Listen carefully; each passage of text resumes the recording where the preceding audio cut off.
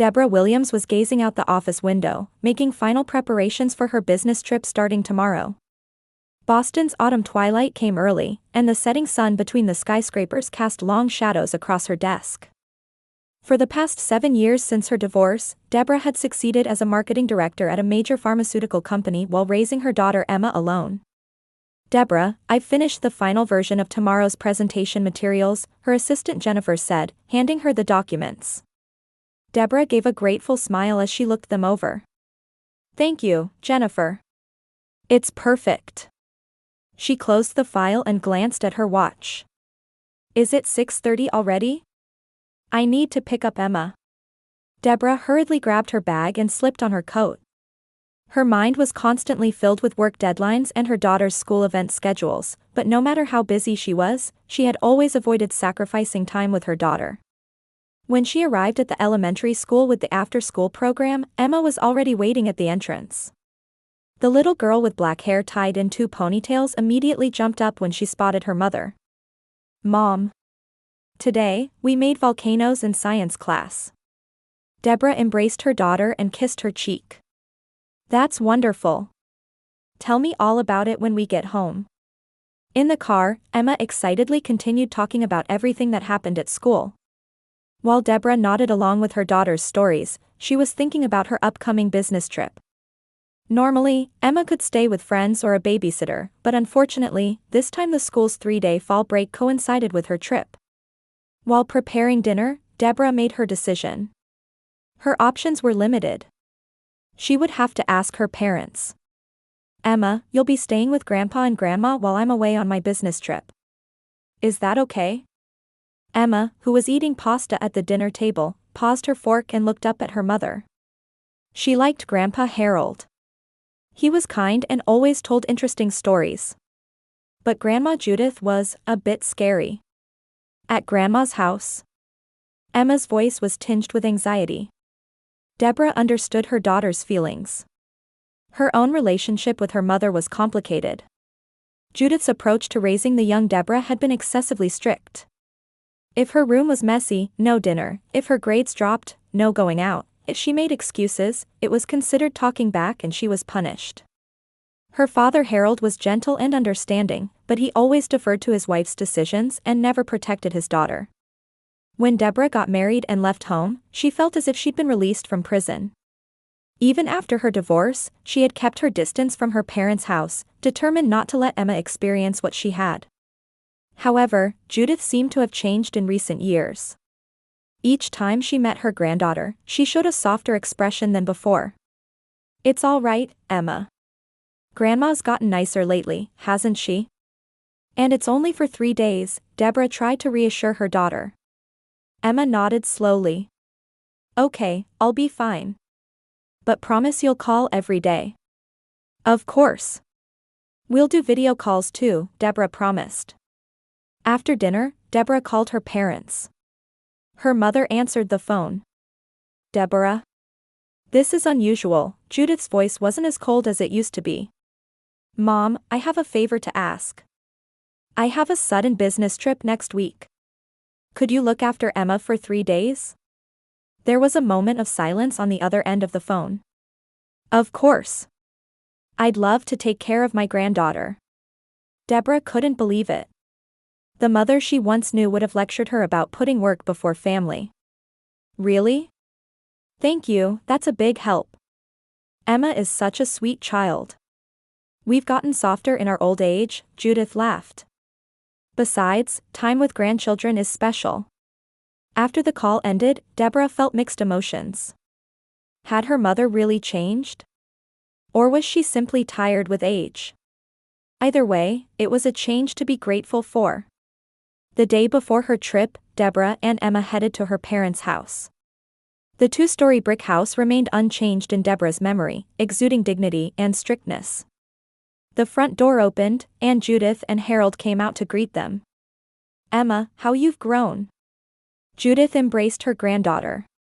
Emma seemed a bit tense but returned a smile. Harold said to Deborah, "Don't worry. We'll take good care of her." At the entrance, Deborah was hugged tightly by her daughter. "I'll be all right, Mom," Emma smiled bravely. Tell me all about your trip when you get back. Deborah stroked her daughter's head and promised, I'll call every night. She thanked her parents and got into her car. Watching Emma's small figure in the rearview mirror, she tried to shake off her anxiety. During her trip, Deborah video called with Emma every night. The first 2 days went without any problems. Emma happily talked about playing in the garden with Grandpa and how Grandma had baked special cookies for her. However, on the morning of the final day, it was Harold who answered the call.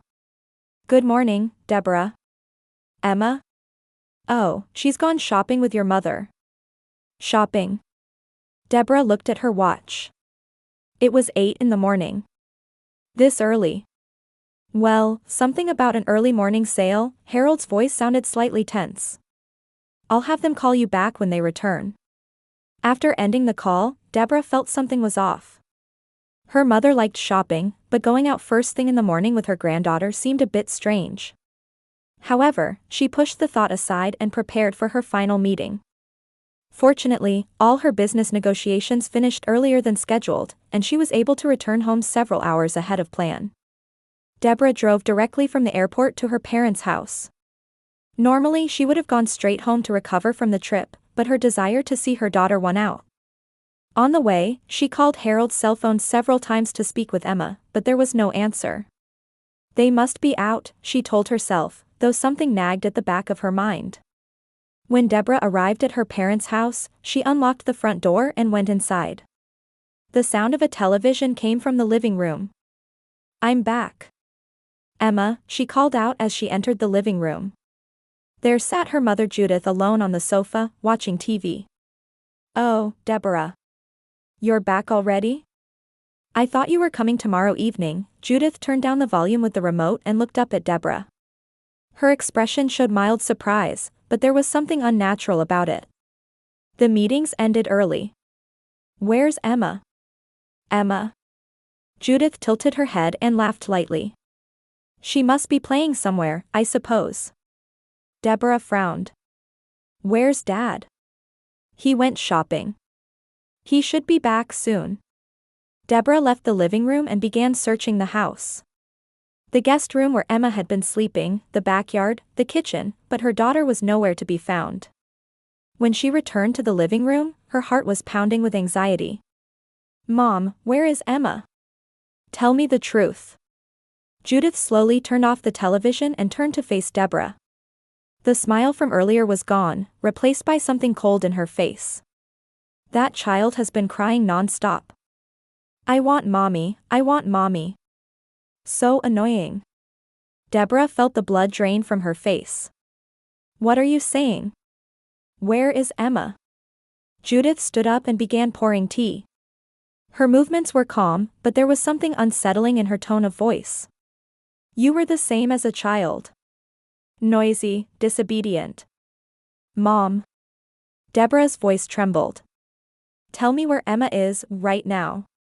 Judith held her cup and took a slow sip. Her eyes were on Deborah, but she seemed to be looking into the distance. That child needed discipline.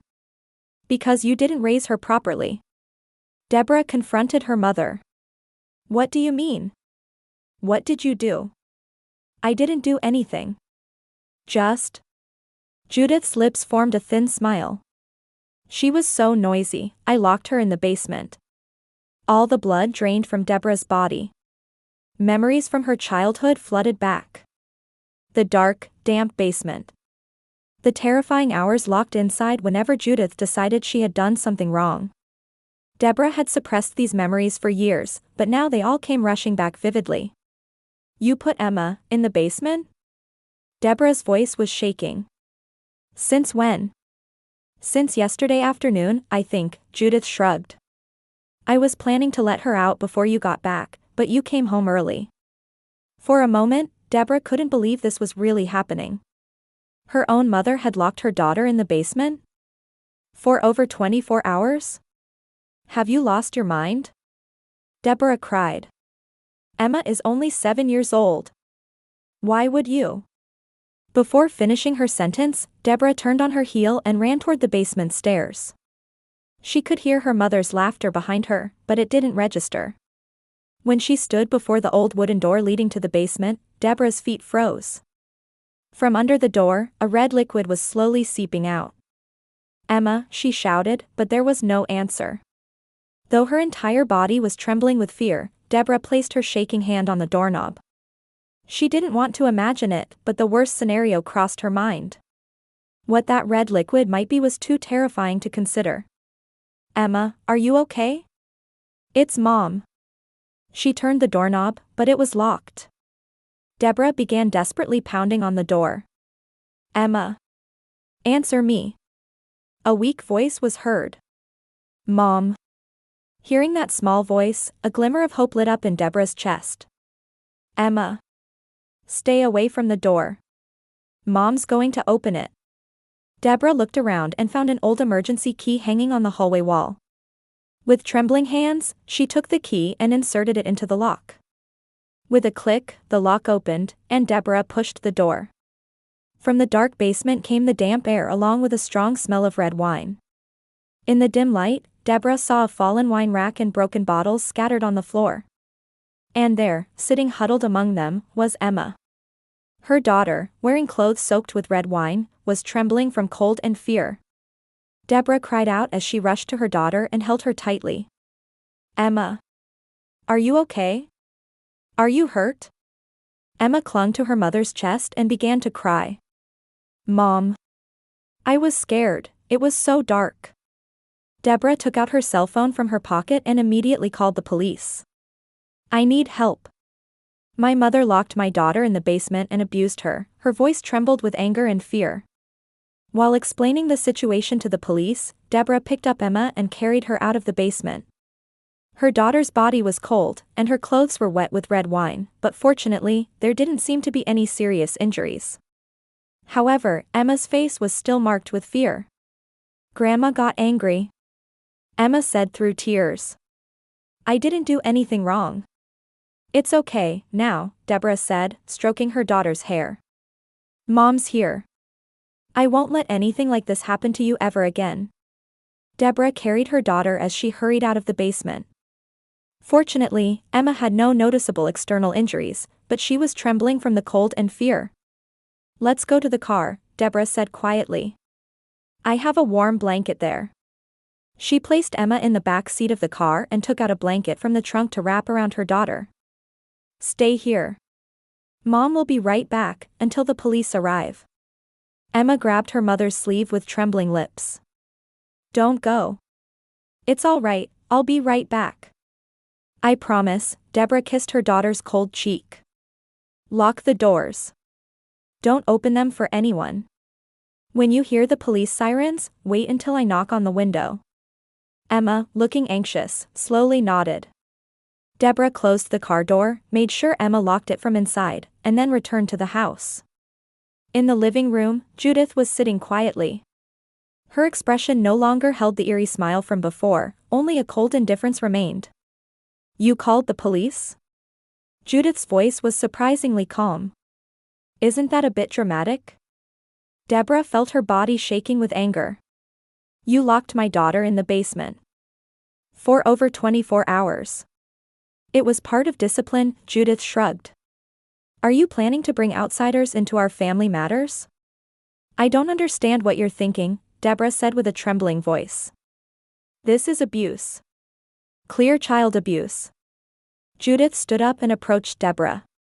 In her eyes was the cruel light that Deborah had feared since childhood.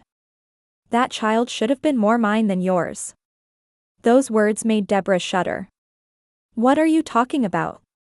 Before she could answer, Judith's eyes turned toward the window. The sound of police sirens was approaching. "You don't understand what you've done," Judith said in a low voice. "We're family." A few minutes later, 2 police officers were at the front door. Deborah explained the situation and told them Emma was waiting in the car. "My daughter is safe but very frightened. My mother locked her in the basement for over 24 hours. A young female officer went to check on Emma, while the older male officer took Judith to another room for questioning. Deborah returned to the car and opened the back door. Emma was still curled up under the blanket. The police are talking with Grandma. Deborah sat beside her daughter and gently put an arm around her. Can you tell me what happened? Emma remained silent for a while but eventually began speaking in a small voice. Grandma was nice the first day. But yesterday, when I cried because I wanted to see you, she got really angry. Emma's eyes filled with tears. She said, "Noisy children must be punished," and took me to the basement. Deborah felt her chest tighten. Those were the same words she had heard many times as a child. She closed the door and locked it. It was so dark. I was so scared, Emma continued, trembling. I knocked on the door many times, but no one came. Then I fell and heard something break. Deborah gently stroked her daughter's hair as she listened. Emma's tearful account fueled her anger even more. Did I do something bad? Emma's question nearly broke Deborah's heart. No, absolutely not, Deborah said firmly. You did nothing wrong. Grandma is unwell. Nearby, the female police officer approached, taking notes as she walked toward them. Young lady, I think it would be good for you to see a doctor, as your mother suggested. You don't seem to have any serious injuries, but just to be safe. Deborah nodded. Thank you. I'll take her to the hospital right away. Just then, another car hurriedly parked in front of the house. Harold jumped out, looking pale with fear and distress. Deborah. Emma. Harold rushed over to them. What happened? I got a call from the police. Deborah looked at her father with cold eyes. Did you know, Dad? Did you know Mom locked Emma in the basement? Harold's expression crumbled. No, I was. He stumbled over his words. You didn't know? Or were you just looking the other way as usual? Deborah's voice contained years of anger and disappointment. Harold shook his head. Deborah, please listen. I was out shopping. When I came back, Judith said, Emma went to a friend's house. I thought it was strange, but... Emma looked at her grandfather and shrank back slightly. Deborah didn't miss this. Emma, did Grandpa do anything? Emma shook her head. Grandpa wasn't there. But Grandma said, don't tell Dad when he gets back, let's keep it a secret. Harold covered his face with both hands. Oh, what have I done? The male police officer came out of the house. Ms. Williams, I'm concerned about your mother's condition. She doesn't seem mentally stable. May I call a medical team? Deborah nodded. Please do. She turned back to Emma and hugged her tightly. It's okay, now. I won't let anything like this happen to you again. Harold approached and nervously said, Deborah, there's something I need to tell you. About Judith, this isn't the first time. Deborah stared at her father. Deep regret showed in his eyes. What do you mean? About Judith's condition, Harold's voice was heavy. We should talk with the police. There are many things you don't know. Holding her daughter, Deborah prepared herself to face the truth that was about to be revealed. The hospital waiting room was wrapped in silence. Deborah leaned against the wall with her eyes closed, exhausted as she waited for Emma's examination to finish. Emma had slight dehydration and some scrapes, but fortunately no serious injuries. She was now talking with the female police officer in another room. Harold appeared with 2 cups of coffee. He offered one to Deborah and sat down beside her. His face showed fatigue and deep regret. Thank you, Deborah accepted the coffee silently. After a moment of silence, Harold sighed. Do we have time to talk now? Deborah looked at her father. Inside her swirled anger, confusion, and above all, questions. Yes, Emma's exam will take a while longer. A police officer approached from the separate room. I'd like to speak with both of you. The 3 moved to a small consultation room in the hospital. As Deborah sat in a chair, the police officer opened his notebook. Harold, could you tell us about your wife's condition? Harold took a deep breath. His hands were trembling. Judith, my wife was diagnosed with bipolar disorder more than 20 years ago, he began quietly. At first, the treatment was working well. She took her medication regularly and received counseling. But Deborah's eyes widened in surprise. 20 years ago? When I was in middle school. Harold nodded. Yes. The symptoms were there before the diagnosis. But we just thought she was a strict mother. Then what? Anger seeped into Deborah's voice. Judith would sometimes take extreme actions. Harold lowered his eyes. Especially toward you. The police officer quietly intervened. Deborah, has your mother done things like this in the past? Deborah desperately searched her childhood memories. Something was beginning to surface at the edge of her consciousness.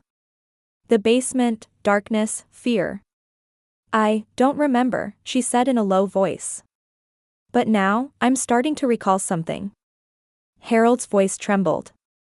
Judith would lock you in the basement many times, claiming it was discipline. The longest was 2 days. The blood drained from Deborah's face. What? That's... Suddenly, a flood of memories overwhelmed her.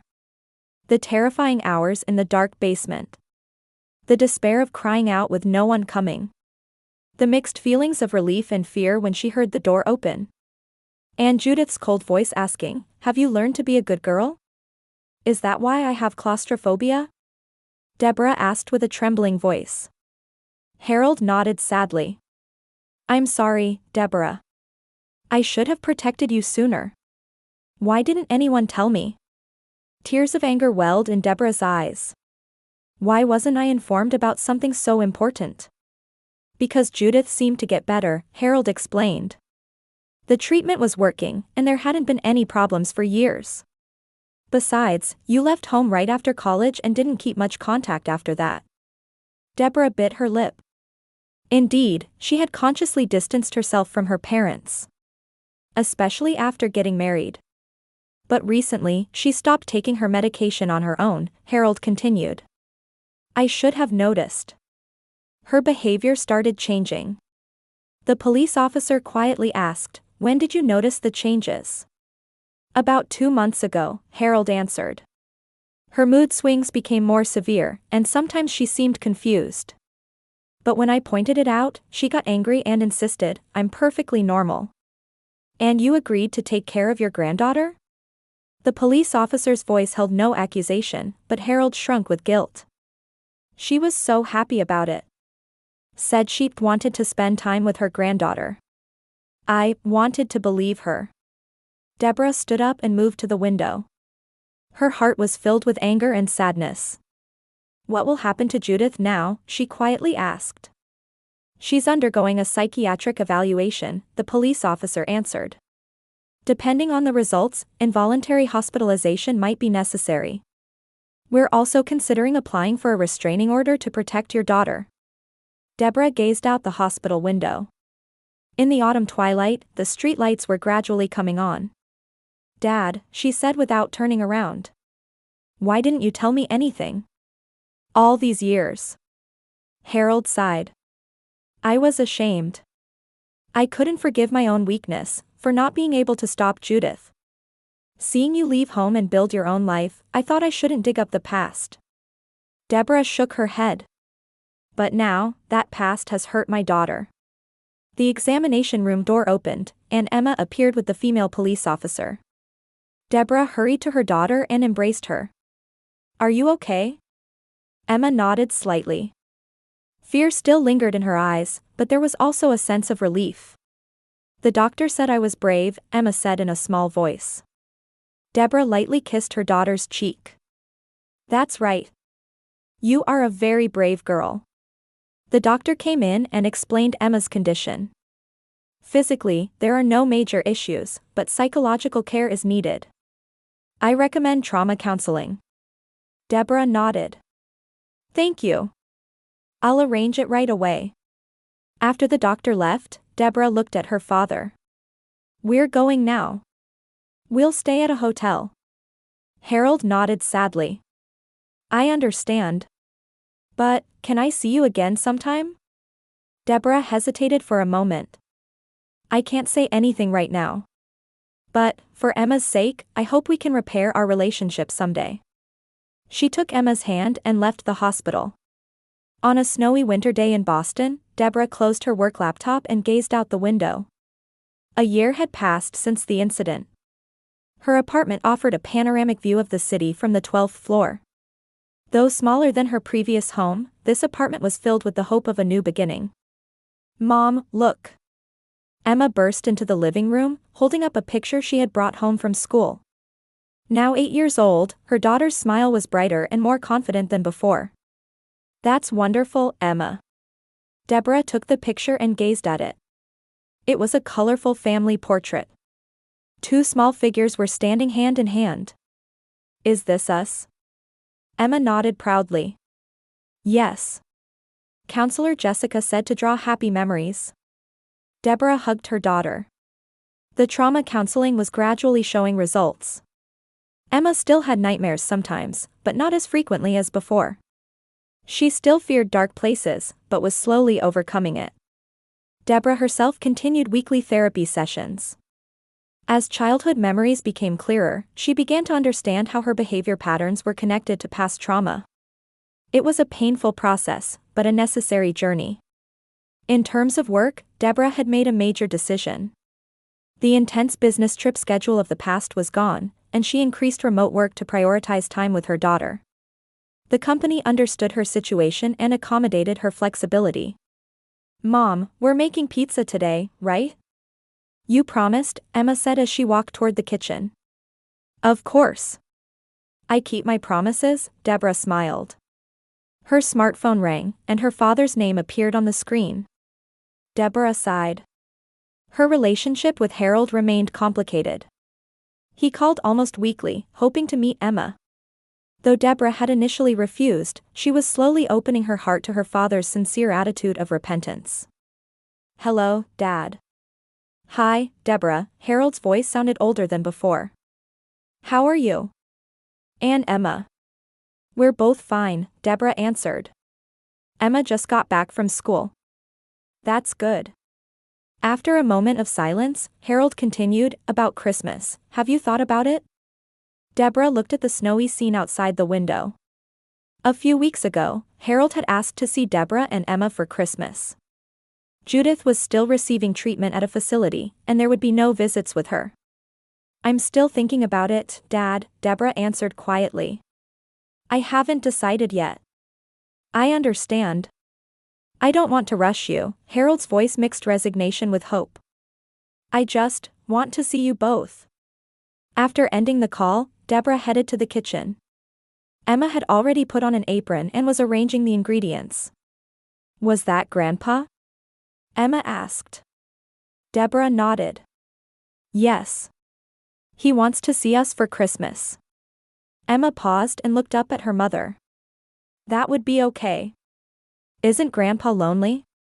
Those words surprised and moved Deborah. The depth of her 8-year-old daughter's compassion warmed her heart. "Really? You want to see Grandpa?" Emma thought for a moment before nodding. "Yes. Grandpa isn't a bad person. He just didn't help." Hearing Emma use the exact words she had learned in counseling last year, Deborah couldn't help but smile. That night, after Emma went to bed, Deborah sat on the living room sofa, lost in thought. She picked up her smartphone and sent a message to her father. "Would you like to come for Christmas Eve dinner? Nothing fancy, but Emma wants to see you too." The moment she pressed send, Deborah felt she had taken a new step forward. Blood ties cannot be changed. But the nature of family is something they could choose for themselves. In that choice, she had to admit, lay the possibility of forgiveness and healing. Outside the window, snow continued to fall quietly. Tomorrow would be a new day. And Deborah believed that even with small steps forward, the future could change.